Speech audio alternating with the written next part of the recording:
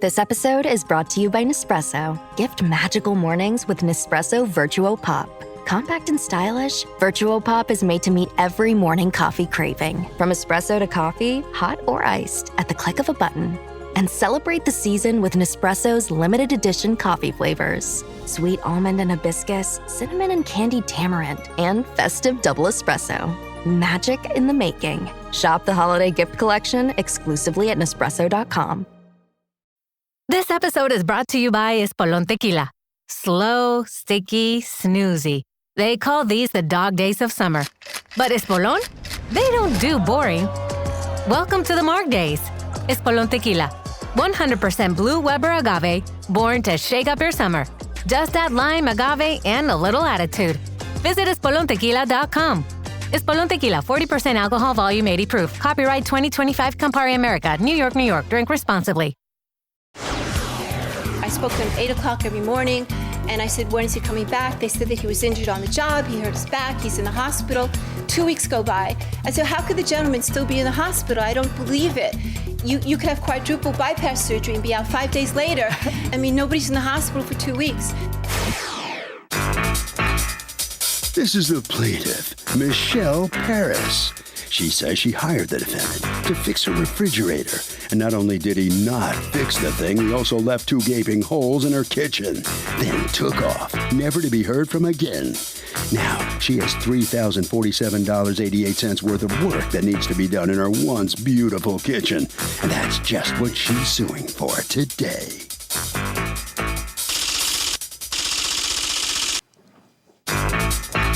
This is the defendant, David.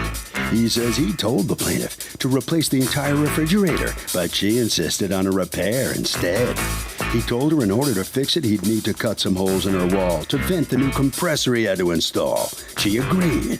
The woman even purchased the mesh to cover the holes. Now she's suing him for over $3,000? Come on, lady. He's accused of freezing out a woman.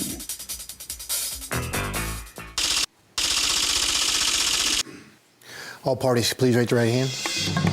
What you are about to witness is real.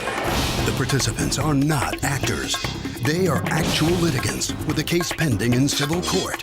Both parties have agreed to drop their claims and have their cases settled here before Judge Marilyn Milian in our forum, the People's Court. You see to come to order, please. Litigants have been sworn, Your Honor. Thank you, Douglas. Michelle Perez, you are suing the defendant's company, represented here by David. You've asked us not to mention the company name or your last name, and we respect that, for $3,047.88 that you believe he owes you in damages because he did not complete a refrigerator repair project. Please tell me what's going on. Thank you, Your Honor. When I first had trouble with my refrigerator, it was around last May 2013. I noticed that it was very warm. Okay, how old was it? It was a fairly old refrigerator. It was purchased in 1988. Okay. It was a built-in refrigerator. And so when I contacted the defendant, they said I needed a new compressor. And I was okay getting a new compressor because it was a built-in refrigerator with a trim, with the paneling on it, which matched the cabinetry of the kitchen. It was a very expensive refrigerator. And it seemed much more cost-efficient to replace the compressor because, as explained to me by the defendant and by the manufacturer, who I was on the phone with quite a bit, if I replace the compressor, basically it's like getting a whole new refrigerator. And because it's a built-in refrigerator, similar to a Sub-Zero, and because it had all the matching cabinetry and it looked really nice and everything, right, I really couldn't afford to get another refrigerator of the same type. Okay. I went online and I have okay, that's an fine. So estimate you of what a decide new to replace the refrigerator would be. compressor. Who orders the compressor part? The defendant ordered the compressor. Okay, so you bought the compressor. He ordered it, but you bought it? Yes, in my kitchen. I asked him to speak directly with the manufacturer to find out exactly what was needed. He ordered the compressor as per whatever he said to the manufacturer back and forth. Okay. And I was fine with that. So the I paid for compressor the comes compressor. and it's the wrong compressor? Well, he didn't know that. And then he said that in order to improve the circulation above the compressor, that he recommended that a heat register be installed. above it to cut through my wooden soffit and to put in a heat register. And I said, is it going to look good? He said, it's going to look very pretty. It's going to be beautiful, because I had custom wallpaper in the kitchen, which I had custom colored and everything. And I wanted it to look nice. That's why I have a built-in refrigerator. All right. So He he came makes in, a I hole was in the expecting- soffit, and what goes wrong that day? Well, he came over, and I expected to have the compressor installed and then the heat register put in above it.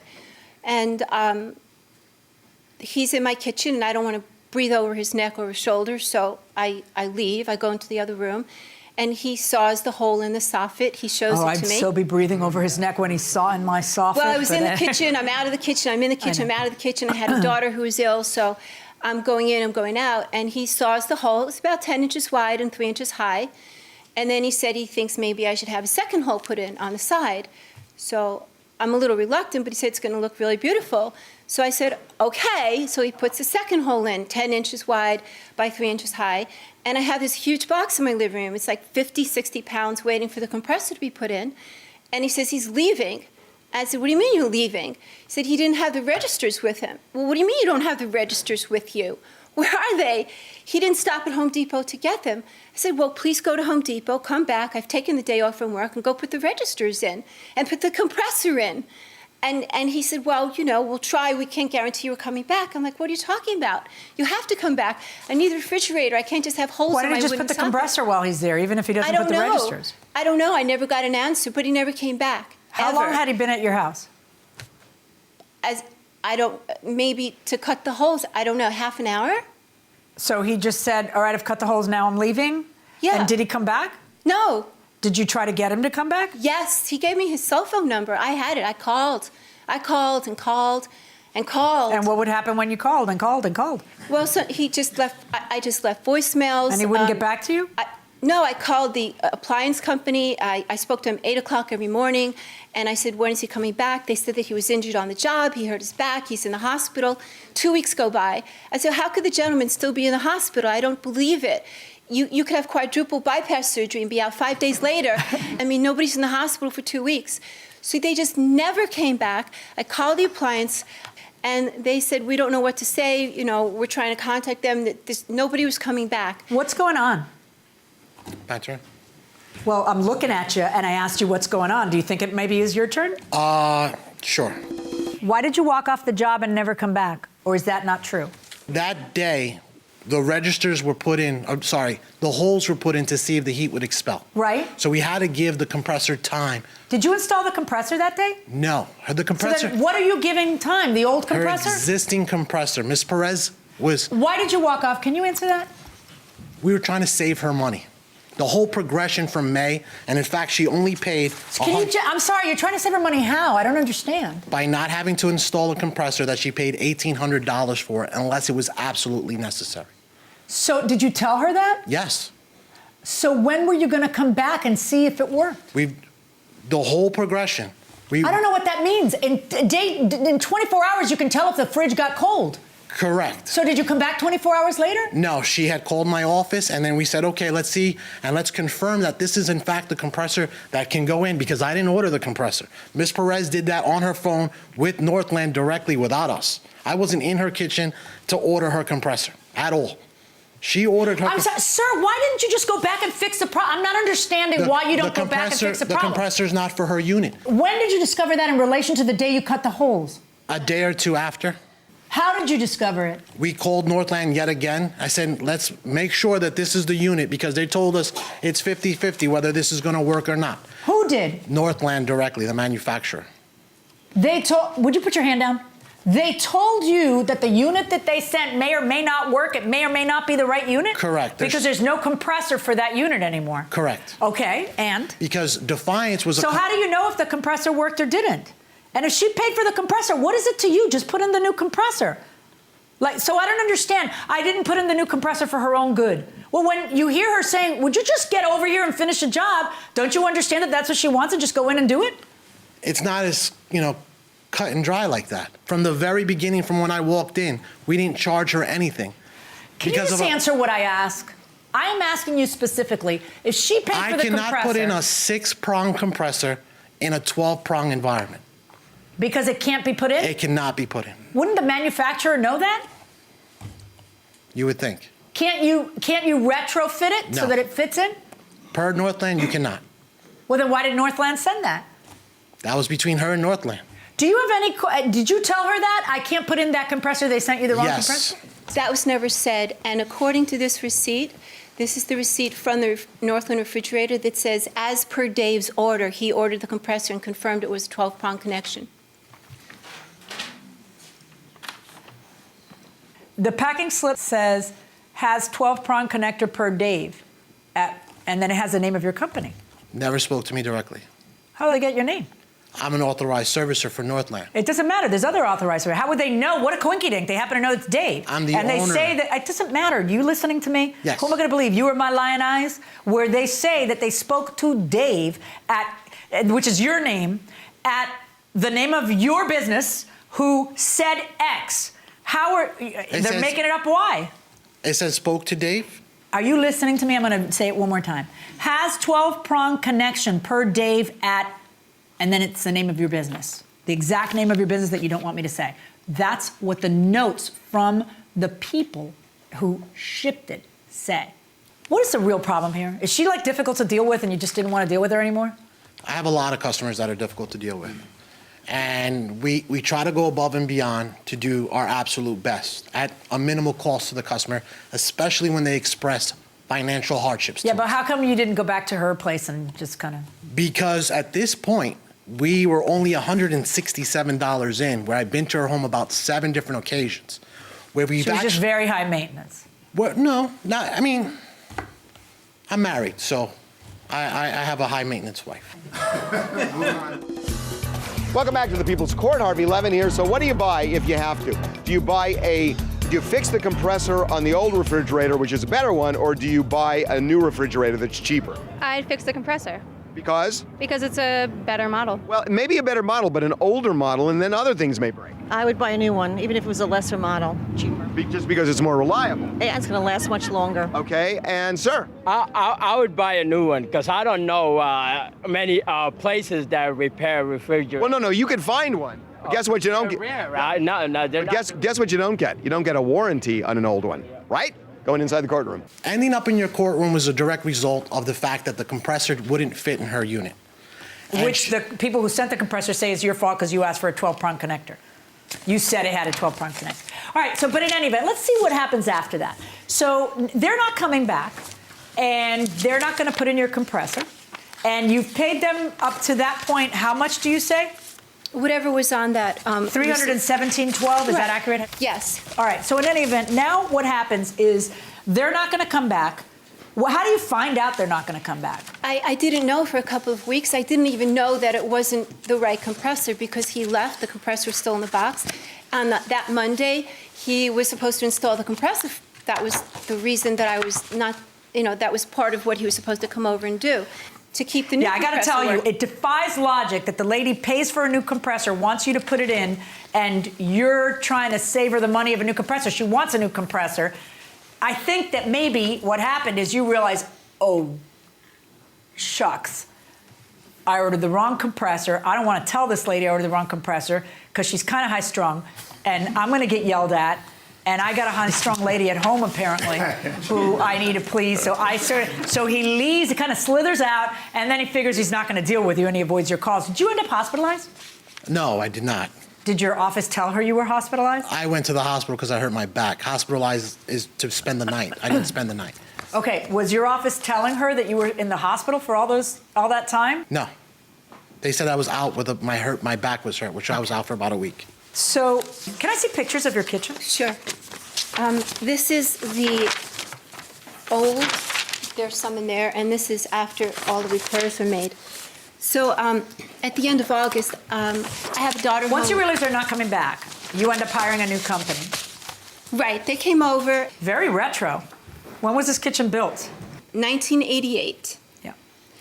And it was all custom done. I mean, it was a pretty expensive refrigerator at the time. And all custom paper. What do you end up doing? I replaced the wooden soffit on top. Then I have to build a cabinet. You mean patch the hole? It wasn't patched. It couldn't be patched. I had to replace the tear whole it thing? down and replace it. And then a cabinet by the same people was built above the new refrigerator to And that's cover here? the large hole. Okay. So I wound up taking off the old wallpaper, painting the ceiling, re-wallpapering the whole kitchen, putting in a new baseboard. So now he has to pay to repaper the entire, because you're suing for like $1,500 in wallpaper and labor. Oh, and a blind.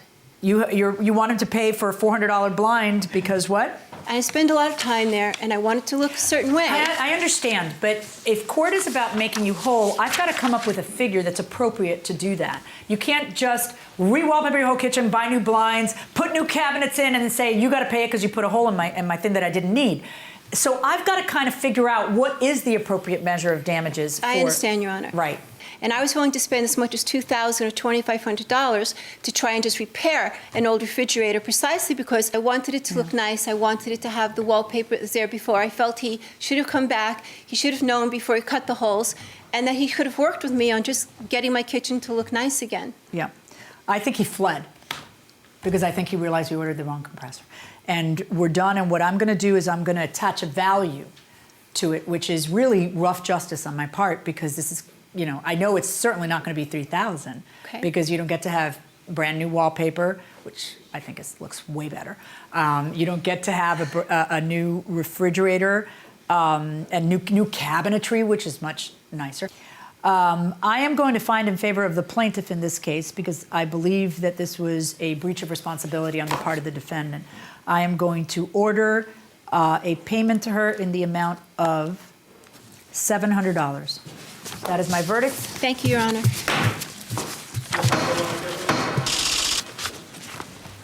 So Judge Milian has ruled in favor of the plaintiff here, coming in the courtroom, out of the courtroom, the defendant. I know, you lost. Yes. You didn't flee the scene because you had ordered the wrong part. No. All right around the corner this way, and let's see what the plaintiff has to say about this. All right, come on in here. You satisfied with what you got? You sued for more than you wound up with.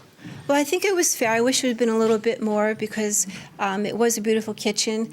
But I'm happy with the way it came out and just hope that this doesn't happen to anyone else. Was it fair to try to get him to redecorate your whole kitchen here? Well, I felt it was fair to ask him to replace the wallpaper because it was wallpaper to begin with, and I wanted it to be restored to the way it was originally, which was wallpapered above the refrigerator. But I'm not unhappy. I'm satisfied. All right. Over to Harvey then. Okay, a short and sweet point that when you sue for something that's damaged or whatever, you cannot get more than the market value of the item at the time of the loss. That will do it for this case. Litigants for the next case on the way into the courtroom right now. This episode is brought to you by LinkedIn. Healthcare professionals can lead their careers with LinkedIn. Discover jobs by specialty, preferred shifts, and even desired salary. From mental health therapists to radiology technicians, it's now faster and easier for healthcare professionals to find the right fit. Learn more at linkedin.com/healthcare. Side effects may include faster job placement, improved work-life balance, and increased career satisfaction. Oh, Hilton stay, your beds are soft and cozy. No lumpy couch, no stiff futon, no shower line at crack of dawn. Oh, Hilton stay, a holiday you're saving. When you want holiday comfort you can count on, it matters where you stay. This season, enjoy spacious, comfortable rooms and friendly service when you book with Hilton instead. Hilton for the stay. These are the plaintiffs, Ty Ford and Misty Riles. Ty says she went to an out-of-town wedding one weekend, and when she returned, there was a huge hole in her front door. The lock was missing, and there were notices stating the defendant needed to access the premises. She was shocked the defendant broke into their apartment. She was shocked they were kicked out of that apartment, and she hopes the defendant feels shocked when they get awarded the $4,500 they're suing for today.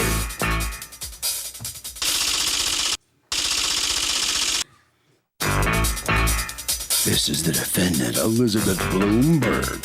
She says she had to break the plaintiff's door down because the silly girl wouldn't give her access after she moved out. She also left the place a blooming mess. It's going to cost her big time to get it in rentable condition again. And if anyone is owed money, it's her. She's accused of breaking and entering.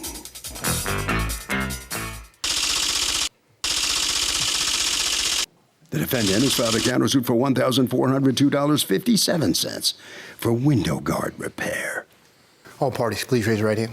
Welcome back to the People's Court. Next case in the docket, the plaintiffs say that they rented an apartment when they were out of town. The landlord broke in, changed the locks, and got him out of the apartment. But the defendant says the plaintiffs were nightmare tenants, and she's the one who's owed money. It's the case of behind door number one. There's a lawsuit. Ty Ford? Yes, ma'am. And Misty Rawls? Yes. Okay, you are suing your former landlord, Elizabeth Blumberg, because according to you, she is unlawfully keeping your $1,500 security deposit, and you feel that you're entitled to treble damages. You have a counterclaim against them for $1,402.57 in damages, which I guess you say are above and beyond the security you've already kept. Okay, let me hear from you first. So we leased the apartment from Ms. Bloomberg.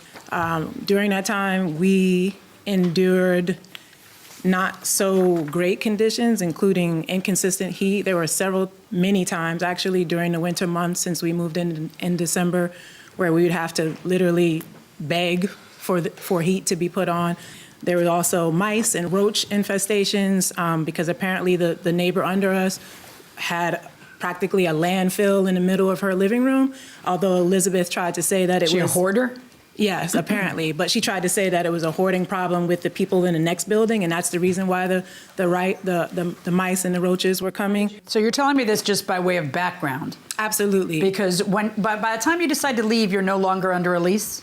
By the time we left, we were absolutely within our lease. We left... Oh, you just said I'm not renewing? Right. And so we gave them a notice on October. Did you leave the place clean? Absolutely. Did you leave anything behind? Nothing. All right, but now something happens in the month of December, right? Where she thinks that you guys have moved out? It was actually November, apparently. November. I moved out November 11th, but we were still leased through November 30th. So I was gone. Misty was there still in the apartment, but she left notices on the door saying that she needed to view the apartment or show the apartment to prospective tenants. So she put 2 notices on the door. One was November. Did she have your number? No, yes, she did have my number. Did she call never you? once called me. Did she text you? Never once texted me. Did she email you? Never once emailed me. Does she have your email? Yes, she does. Okay. Because we had been in correspondence via email. So she puts the 2 notices on your door, Right. and you guys don't happen to be there to see them. You see them, Absolutely. Misty? No, I didn't see that. Okay, go ahead. Yeah, so when I came back on that Wednesday, the 27th, to find the notices on the door and a big hole in the door, and I was like, what the hell? And so I'm like... Had you paid November? Yes, absolutely. That was included in the... First and last. Exactly. So I was like dumbfounded. I was like, how did that happen? So I went downstairs. She wasn't there, but her boyfriend, or Joe, was there. He gave me the key immediately, and I said, well, why did you change the lock? I'm still leased through the 30th. Like, this is still, technically my apartment. And he said, well, it's our apartment. We own the building. And I said, but it's still, I'm leased through the 30th. What happened? We needed to show the apartment. Ty had moved out. She'd informed me that she was moving out and that Misty would be available to show the apartment. I had needed to show the apartment. I contacted Misty on several occasions. She said that she wasn't around for a period of time. She said she would be there on Monday. Monday came and went. She wasn't there. I said, on Tuesday, are you going to be coming? She said, I won't be available all week. I said, we do need to show the apartment. And at that point, we started leaving the notices because she wasn't making herself available to show the apartment. And we had also seen her move her belongings out. So I didn't know if there was anything left in the apartment or not. As far as I could tell, they were both gone, and they were just not letting me show the apartment to play games. It's within my lease to show the apartment, so I left notices in accordance with the law, and when they didn't Except respond... for that, you did something that wasn't in accordance with the law, because you Exactly. changed the locks. Exactly. You pulled the lock out, and now you want them to pay $600 and something dollars for we the left lock. some notices, and I don't like care I how many said, notices you left. You left them. I understand if you are trying to get in, they don't leave you the keys, and you have problems, and now you want them to have to pay because they didn't leave the keys after their rental period. How is it you do that during their rental period? We did give them a notice informing them that we needed a copy of the keys. Did you call her? I'm sorry? Did you call her? The one that Misty, who was left, yes, I did. No. Did you say to them, I'm going to break into the place because you're not making yourself available? I need the keys. Give me the keys. Why didn't you have keys anyway, by the way? They had changed the locks. Right, but they can't change the locks without we never changed the locks. Never changed the locks. When we tried to use our key, Did you we were lose your never able keys? to. When we tried to use their key, the key that we had, we were not able to. So as far as I could tell, They lost the key. They lost the key. Stop. That's your issue. If you don't have a key to it, it's your issue. The But key what I don't understand is why don't you then text the two of them and say, I need to show the place, so I need to get in there. If you do not accommodate me, I will have to have a locksmith open the door.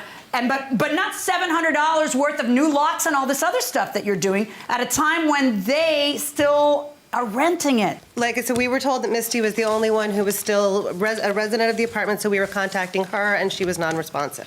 Sometimes you that contacted happens. me one time, and I did respond to you, like you said, and told you that I would be available on Monday. You never And then what said happened to on Monday? me that. Look at me, don't talk to me. I'm We have time sorry. to talk to her past. What happened on that Monday? On Monday, I wasn't in town. Like I ended Did you up call her being and out tell of her, town. listen, I can't be in town? You know, you could have saved this from happening too, right? Yeah, right. Yeah, But that's also- what other people do, by the way. That's what other civilized people do, so they don't have to end up where we are. But Your Honor, in all fairness, I live 5 minutes away from my new residence is 5 minutes I away. kind of don't understand why you wouldn't text her. She could have absolutely called me or texted me. Were and you said, two like breaking up or anything, or no? Yes. Okay. Yes. So is the landlord allowed to change the locks as she did, and then put a new lock in, or break the lock and put a new one in? What do you think? I think she should have notified the tenants that she was going to change the locks before she just did. Okay, fair point. Fair point. What do you think? Yes, I think you should be able to. Because? Because you signed the lease, and probably in the lease it said that you can come in any time. Well, not any time, but certainly to show the unit. What do you think? Yes, but within reason, you should notify the tenants that you're going to plan to do that. And I don't think changing the locks was necessary.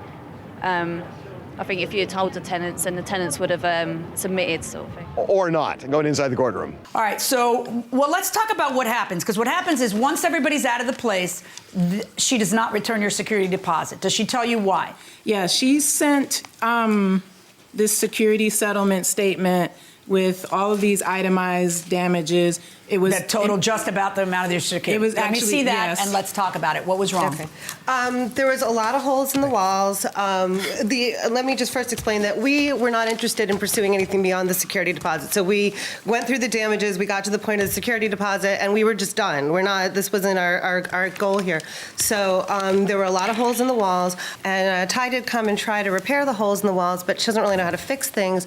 So she kind of smeared some gunk on the wall, which I have a picture of in there that says tenant repair, that shows how she tried to repair it, but it actually had to be resanded and refilled because it was just a waste of time. So I understand that she tried, but it just didn't do any good. How much did you charge her for that? A little over $200. $200 for spackling some holes? There were a lot of holes. How many holes were there? Yeah, They're artists. There were like 100. They put paintings up. everywhere. Hello? Sorry. I've been doing this without you my whole life. They're How many holes artists, were so there? they put like 100 paintings all over every wall. Okay, but I'm looking at the pictures you brought me, and I don't see They it. filled all the holes before they left. The only ones they didn't fill are the ones that I took pictures of. But they didn't fill them. I showed you a picture. Why are you charging $200 for the three holes you're showing? They just blacked compound. Why on would top that be of it. worth $200? You can't just charge what you want. You know that, right? If somebody did that to you, you don't think you'd be outraged? If someone came and had to Did you sand pay walls, $200 to have that done? Who's doing the work here? I do the work. Oh. What else are you suing? Are you keeping the money for? Water damage. Well, the counterclaim is also the water damage. No, to the let's not get to the floor. counterclaim yet. I want to still go through what you itemized. That was pretty much it. And cleaning the refrigerator, which was a standard, and how much did you charge for cleaning the refrigerator? $70. And they Wait, stop. What was in the refrigerator that would require $70 worth of cleaning? It was like dirty and full of mold. Do you have any pictures of the I don't, I'm refrigerator sorry. that would? Okay. Is that refrigerator still there? Yeah.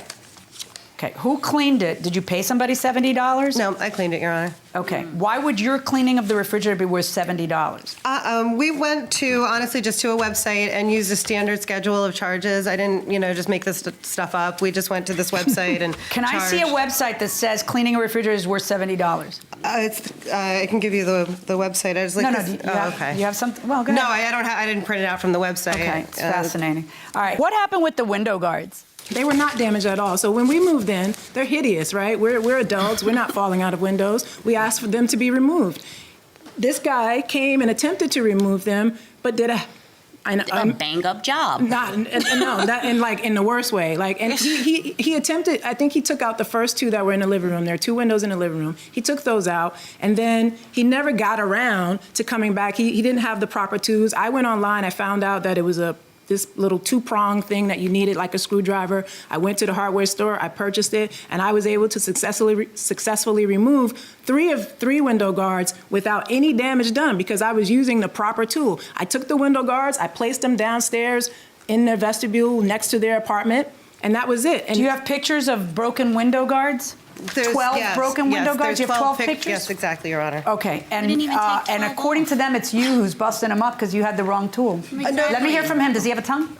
Then how did I take the one out that she wanted out to put her air conditioner in? We don't even own an air conditioner. I don't even like them. So I've never owned one in the 13 years I've lived in New York. So him saying that yeah, exactly. We burned up over the summer, but we did not have an air conditioner. Were they all bent up? No, they were not. They were not damaged in any way. They were not. Right, these are the pictures of the same thing. This was a picture of the same thing that this is a picture of, because I'm refusing to believe that it's the exact same damage. This is the same picture as this. I mean, you still have to be able to prove it. Yeah. And so I'm concerned that when you're itemizing tons of damage and going through Herculean efforts to spread it out among, to make it big, 42 holes, blah, blah, blah, blah, blah, blah, blah, blah, blah. You never mention all these other window guards and water damage to the hardwood floors. Why wouldn't you mention it? It starts to, you understand how someone might conclude that you're making it up and that they can't trust you. You understand that. I see your point. How did they damage the floors? Anyway. I must have left a window open. The floors were damaged when we moved in. Do you have pictures of the place before they moved in? I don't, but you have the document that they signed saying everything was in fine shape when they moved in. No, so. we never did a walkthrough with them. We signed the document that we signed was empty. If you notice, it says nothing. Let for me see the move in, document move out. everybody's talking about. It's completely empty. We signed it, but we never did a walkthrough. And why would you sign something completely empty? Because, right, in other words, they were like, she didn't say. Why would you sign something completely empty? It was a form, as far as I was concerned, it was a formality. There was nothing on it. Why would you sign something completely empty? Right. Why would she ask me to sign something completely empty? Why would you sign something completely? I know why she has. She could throw it in your face the day that you end up in people's court and say that you claimed there was nothing wrong. Why did you sign it? That's my question. Mm-hmm. Why did you sign it, right? Right? Right. Right. All right. Where do you get the idea that you're entitled to treble damages? According to what I found online as far as the state of New York's law regarding security deposits, it says that that I should have gotten their statement of damages within 30 days of my vacating. That's a law in a lot of states. That you have 30 days, and if you don't, you automatically forfeit it. And some states say, and there's treble damages or there's double damages. Every state has different laws about how to calculate. But New York does not have that. So you're not entitled to treble damages. All right, folks, here's my verdict. As for the additional, let's talk about your counterclaim first for $1,402.57. I find it a little bit dubious that you come up with an additional almost $1,500 in claims after you said at first that the damage was $1,500, which happens to be exactly the security deposit. So first you stretch it out to $1,500. Then you say, oh, you're going to sue me? Okay, well now, oh, by the way, there's another $1,500 I forgot to tell you about. I find that dubious and not worthy of belief, okay? I also find that you have a very easy way as a landlord to prove that somebody did damage, and that's show me the pictures of it beforehand with no damage, and then show me the pictures of it afterwards with damage. I am going to allow you to keep $150 of the $1,500 for the repairs that you have completely bloated, which means that I am ordering you to return $1,350 plus your court costs verdict for the plaintiff. Thank you, Your Honor.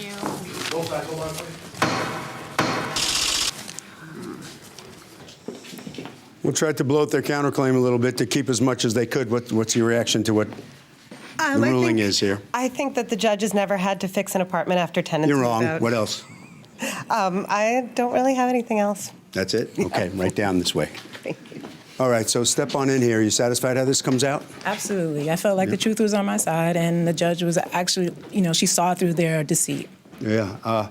Signing a blank document instead of listing the damages before you move out? What kind of a knucklehead move is that? Hey, we were eager to move in, as I said. Yeah. Yeah. We were eager to move in. It was my bad. You but don't do now that I when know you better. move in. You don't do that when you move out. You never do that. Right. Right? Absolutely. You learned that lesson? Absolutely. Harvey? So, this business about tripling damages or treble damages, which is called in the law, it varies wildly from state to state, so you can go online and check your state. That will do it for this case. Litigants for the next case on the way into the courtroom right now. Here's to quitting.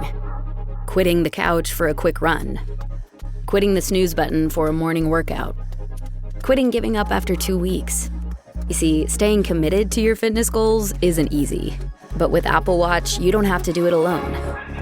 Because Apple Watch gives you real-time motivation, plus advanced metrics that track all your workouts, so you can stick to your New Year's fitness resolutions. And once and for all, quit quitting with Apple Watch. iPhone 11 or later required.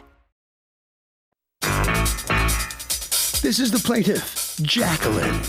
She says she was driving near her local country club, and all of a sudden she heard a loud clonk. Turns out a golf ball hit her windshield and shattered it. She was terrified, but gained her composure and called the cops, who traced the ball to the 18th hole. And the defendant, she tried calling him several times to settle up. He ignored her. Now they're here in this court, where she's suing for the $464.84 she's owed.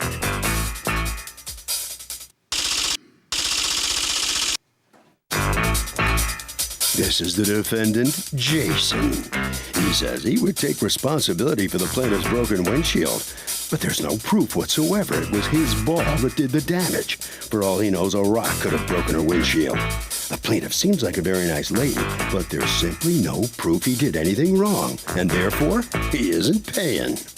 He's accused of hooking his shot.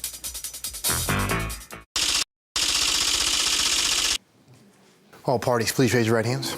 Welcome back to the People's Court. Next case on the docket. The plaintiff was driving near a country club, heard a thump. It was an errant golf ball that hit her car, but the defendant says no proof it was his ball. It's the case of there's such a putz. Thank you, Douglas. Okay, Jacqueline, you're suing Jason. Both of you have asked to not use your last names for $464.84 in damages because, according to you, his golf ball hit your windshield. Tell me about it. Well, Your Honor, on May 22nd, about 6:30 p.m., after a long, hard day at the office, I was driving home, my usual route, and I have pictures of the route that I take. We go through a thoroughfare through a country club. There's a golf course. So you were going down the road, and what happened? Yeah, it was still sunny. I was happy, singing along, and all of a sudden... Get to the point, will you? I'm just saying, all of a sudden... Mr. Bluebird's on my shoulder. Right. Okay. All of a sudden, there was a big thunk. And I was shocked. Shaken, I pulled over, and Did you know my what had hit windshield you? was shattered. Did you know what had hit your windshield? I wasn't exactly sure. But when I saw the size of this on the windshield and glass in the car... Do you have a picture of that? No, unfortunately, You I didn't got take a picture of the windshield? Yeah, I did. But because I got a new cell phone since this You didn't save the picture? They couldn't...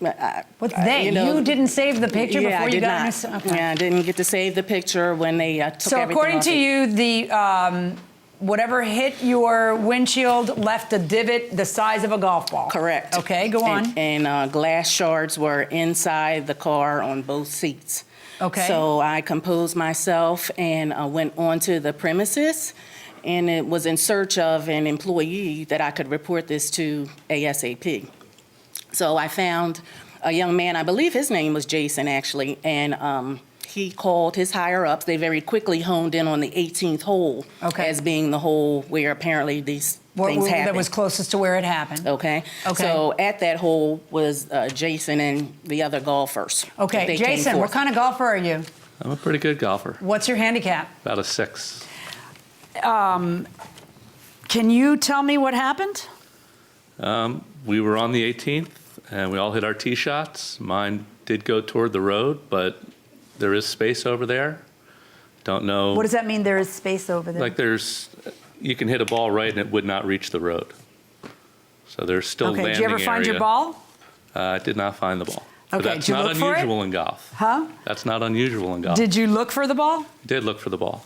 The timing was pretty precise, though, right? Like this lady comes into the country club, you know, upset about her window, and they come to the 18th hole, and that's where you are. It all happened like very instantaneously. Yeah, and there are holes on the other side of the road, and I don't know if there were golfers on that side or not. Why do you suppose the country club honed in on the 18th hole? I don't know. It was late in the day. We might have been, you know, just a handful of golfers on the course. Maybe there was nobody on the other side, and that's why, because that's I where don't know. people were. You're right.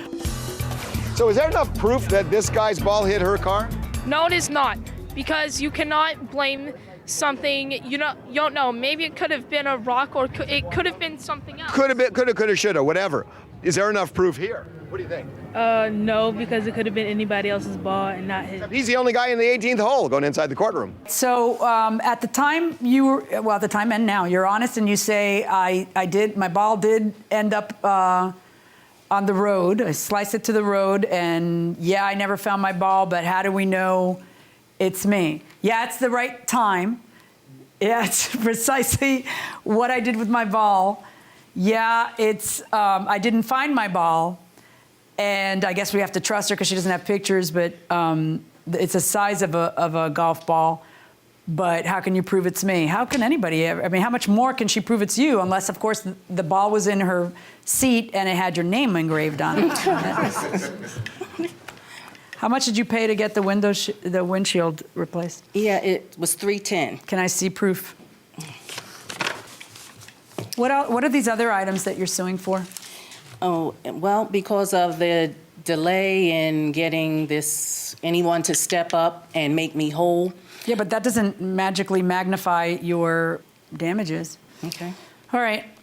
Well, these are just costs that I incurred. Yeah. Mm-hmm. I'm going to order the defendant to pay you $319.67, which represents the cost of the windshield plus court costs that you had to pay in order to file to come here today. Understand this is not a criminal case where it's proof beyond and to the exclusion of every reasonable doubt. It's, does she tip the scales? And I kind of think that because of the timing of this, she has successfully tipped the scales. And that's my finding. Good luck, folks. Well, the defendant's going to pay for that bad shot. What's your feeling on this? I don't really have much to say about it, If you could hit the ball straight, this would have never happened. That's true. I mean, I usually do. You do?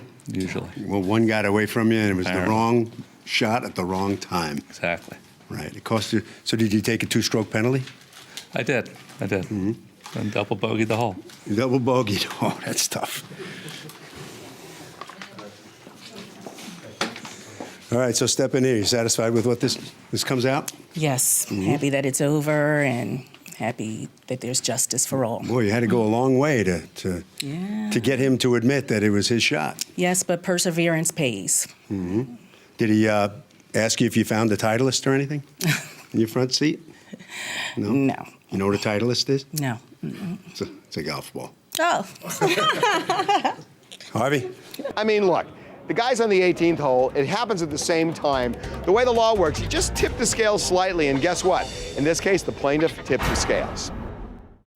Understand where women's sports leagues are headed with She's Not Next, She's Now from The Gist of It. She's Not Next, She's Now is a podcast series on The Gist of It feed exploring new and emerging women's sports. Hear how these leagues started, where they stand today, and what comes next. Each episode features real conversations with players, executives, and fans shaping sports like pro soccer, volleyball, and softball. It's clear context without jargon, built to help fans actually follow the story. Listen to She's Not Next, She's Now wherever you get your podcasts on The Gist of It feed.